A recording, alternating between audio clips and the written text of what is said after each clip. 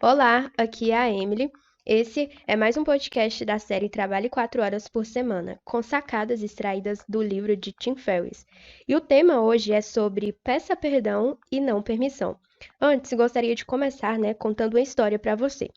Eu trabalhei em uma empresa de engenharia e quando trocava, de funcionário em uma das funções lá dentro dessa empresa, eu tinha que auxiliar, ajudar essa pessoa que era recém-chegada, na empresa. Tinha que ajudar ela direcionar no que ela tinha que no que ela tinha que fazer na determinada função. E eu considerava a empresa até flexível em questão de horários, de mudanças, enfim. E até teve uma vez que entrou um rapaz que, eu juro, gente, ele não conseguia fazer nada por conta própria. Na verdade, ele simplesmente evitava aprender a fazer alguma coisa para poder depois não executar aquilo. E quando ele ia executar alguma tarefa, ele simplesmente demorava o dobro do tempo. Claro que não demorou muito para ele ser desligado da empresa, mas o que eu quero dizer com isso, Com essa história, que é preferível, como diz o ditado, que é melhor você segurar um louco do que você ter que empurrar um burro empacado.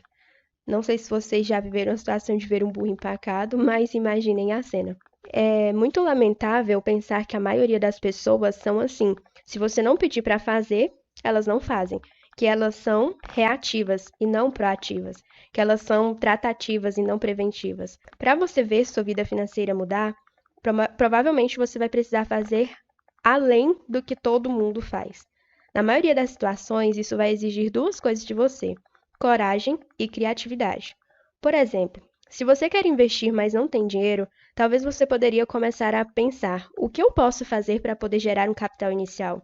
Ou ainda se perguntar: de que maneira eu posso fazer esse dinheiro que está em minhas mãos se multiplicar? Frequentemente vejo pessoas perderem oportunidades por medo de arriscar, por medo de tentar fazer algo.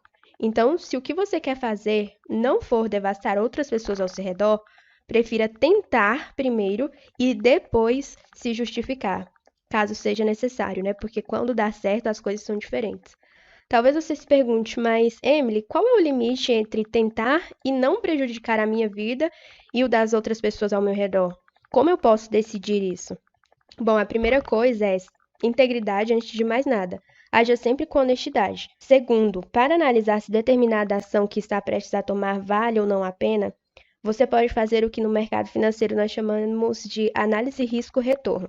Por exemplo, se eu estou diante de uma oportunidade de comprar ações de determinada empresa, eu analiso a possibilidade de retorno que ela vai me gerar é maior que o risco que eu estou correndo?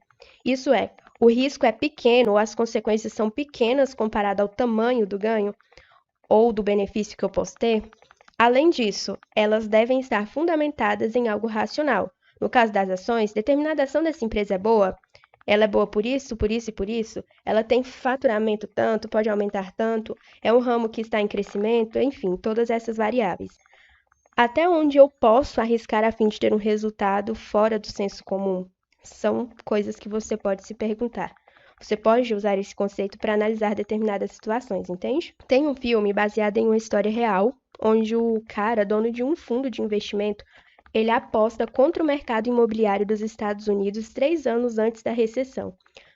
Na época, ele foi considerado como um louco, pela maioria das pessoas, porque ele foi totalmente contra o que o senso comum dizia. Ele, então, 3 anos antes, acaba operando vendido mais de R$ 1 bilhão, porque ele sabia que podia dar muito certo. E no fim das contas, após um tempo razoável de prejuízo, ele tem um lucro imenso. Ele foi contra o senso comum, Ele tentou primeiro e depois se justificou. Agora me diga, e se ele não, se ele tivesse, decidido não tomar aquela atitude, ele teria um lucro tão notório? E claro que esse lucro, foi distribuído para as pessoas que faziam parte do fundo. Veja, foi uma decisão que impactou a vida dele e de uma série de pessoas para melhor. Mas se ele tivesse medo ou não tivesse tentado, ele já teria falhado miseravelmente. Nós fomos criados em uma sociedade que geralmente retrai pessoas criativas ou que tentam fazer algo além do convencional. E na maioria dos casos, as pessoas, em relação ao trabalho, elas só fazem determinadas coisas que lhes são ordenadas, criando então um monte de pessoas ordinárias, que só fazem aquilo e pronto, que se contentam com pouco, enquanto que são as pessoas extraordinárias que são valorizadas. Todos, na verdade, querem ser extraordinários, mas só fazem aquilo que são ordenadas. Quando, na verdade, né, são os extraordinários que fazem a diferença. São os que fazem muito além do que lhes é pedido. Pense em grandes nomes que fizeram diferença no mundo. Veja, Newton, Albert Einstein, Madre Teresa. Eles fizeram muito além do que alguém esperava. É por isso que se destacaram. Talvez a diferença que você pode fazer não será tão grande como desses nomes, ou nem mesmo chegar à fama, algo nesse sentido, mas pode ser algo que vai fazer você se destacar na empresa que trabalha, se destacar dos concorrentes, algo nesse sentido. Para você ter uma ideia, hoje nós temos mais pessoas que veem problemas do que soluções. Anota isso que eu vou te dizer.